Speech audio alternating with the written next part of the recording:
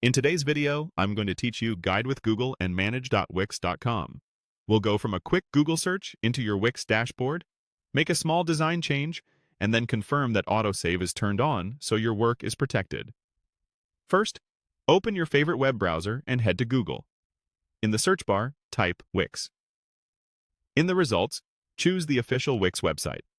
This is the fastest way to reach your account if you don't have a bookmark handy. If you're asked to sign in, go ahead and do that. Once you're in, you'll land on your dashboard where all your sites live. If you're already signed in, you may be taken straight there. Next, from the dashboard, select the site you want to work on and click Design Site. This opens the Wix editor for that site.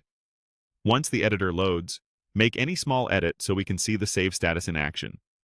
For example, move a text box slightly, change a font size, or tweak a background color. The change doesn't need to be permanent. We're simply creating an edit that the system can register.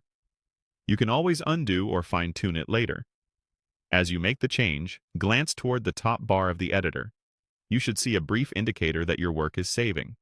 That's a good sign. Now, let's make sure autosave is turned on.